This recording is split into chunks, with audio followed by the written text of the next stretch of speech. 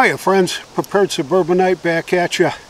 It is an absolutely beautiful fall day here in North Carolina. The sun is out, it's warm.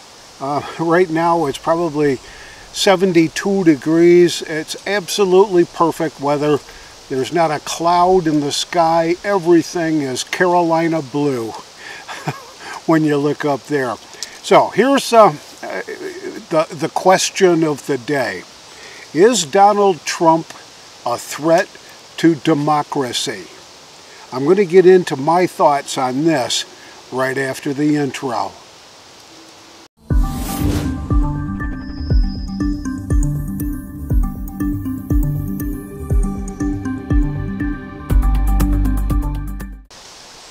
So I think to start this answer to this question, is Trump truly a danger to democracy? I think we need to define what democracy is. So dutifully, I went to the internet and looked up a couple of the entrants in the dictionaries out there. Dictionary.com, Merriam-Webster, you name it. I looked, and they're all pretty much the same. And here's kind of the best conglomeration of that democracy definition. It means that government by the people, it's a form of government in which the supreme power is vested in the people and exercised directly by them or by their elected agents under a free electoral system. So you often hear that there's a difference between what the Democrat Party calls democracy and what the GOP calls a republic. So here's kind of a snippet from Merriam-Webster that really does kind of make some sense. Democracy comes from the Greek root words meaning rule by the people, and the most basic understanding of the word's original meaning refers to the direct democracy of ancient Greece. Republic comes from Latin roots, and it means the public good or public affair, used in ancient Rome to mean simply state or country with reference to the representative democracy of the Roman Republic. The elected representatives in Congress are a contemporary example of this kind of government. So that's like the technical definition. But when you go back to the simple, straightforward definition, you've got government by the people, a form of government in which the supreme power is vested in the people and exercised directly by them or their elected agents under a free electoral system. So under a free electoral system, what's that mean? Well, that means that the guy that gets the most votes in that system wins. And that's what I think the Democrats are all up in arms about. Well, yeah, there's some subtle nuances here and there, but when they're talking about democracy, when the left is talking about democracy, they're talking about the majority rules. And that's why Donald Trump is a danger. If you look back at the recent elections, gee whiz, the last election we had in 2020, Biden won both the Electoral College and the popular count. So that must mean that the people have had their say and that democracy has been proven by the rule of the majority people, and they've duly elected through their representatives in Congress and through their vote tabulations that there it is. There's democracy. And anything that's a threat to that is a threat to democracy. And that manifests itself in Donald J. Trump. There's a number of news articles that popped up when I did a quick little look up on that. U.S. News and World Reports has got a report on their website, and the headline reads, "Biden identifies the danger to democracy and it's Donald Trump." The Guardian recently posted with this headline, "Joe Manchin warns that a second Trump term will destroy democracy in America." Reuters, a while ago, back in 2022,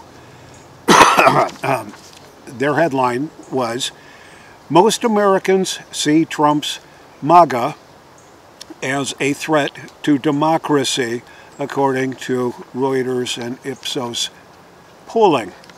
So there's, you can go on for a long, long time. The Atlantic has got headlines that say Trump's threat to democracy is now systemic, and that Trump is a clear and present danger to U.S. democracy. And this guy that said that in The Guardian is a conservative judge.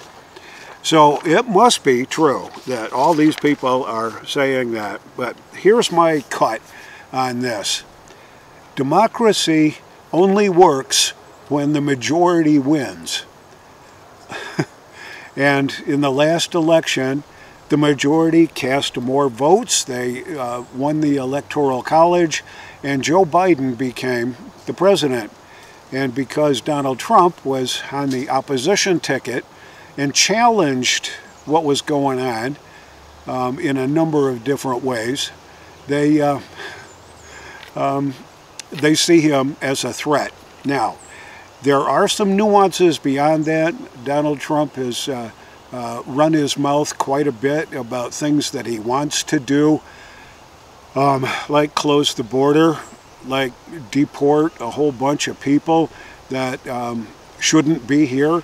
And gee, that's a threat to the democracy, because the majority disagrees with Donald Trump. Therefore, he's a threat to the democracy.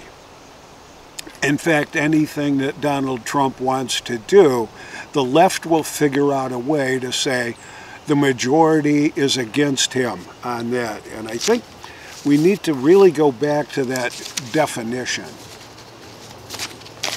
to get into the more nuanced meanings here. Government by the people, a form of government in which the supreme power is vested in the people and exercised directly by them or their elected agents under a free electoral system. Does that sound like what the DOJ and the FBI have been doing, and a lot of these independent state courts around the country have been doing to Donald Trump, where vested in the people? Well, you know, gee, I don't know. It sure seems to me that the folks that count the ballots really do know who is winning the race. The supreme power is vested in the people. Not anymore. The supreme power is vested in the government. And they play this voting game with us to give us a sense that we have some control over our own destinies. But the true power lies in this expansive, huge federal government that is now so top-heavy that it's going to bankrupt us eventually, and eventually may not be too far away. So if we the people, and the power is invested in the people, and we are the people, we are outnumbered because the left has more people. Therefore, they have the majority, and that's the key for democracy. See, you can't have a democracy unless the guy with the most votes wins. By hook or by crook, but the guy with the most votes wins. And that means democracy, according to the left and the Democrats, stays in power. And anything that challenges what they think is the right way to go is nothing but doomsday, and it's a threat to their thinking, to their way of life. I can only say this so many times in so many different ways, but the end of this country is very close. What's going on right now with the degradation of the family,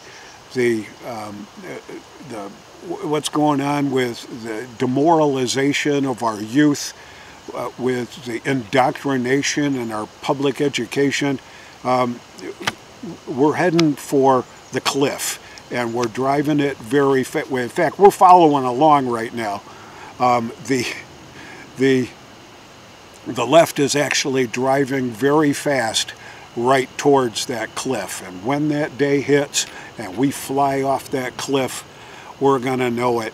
So all I can say is it's time to make sure you're prepared and that you've taken all the steps necessary to protect your home, your family, your possessions, and your wealth. This is the Prepared Suburbanite reminding you to be prepared always. And I'll see you all on the next video.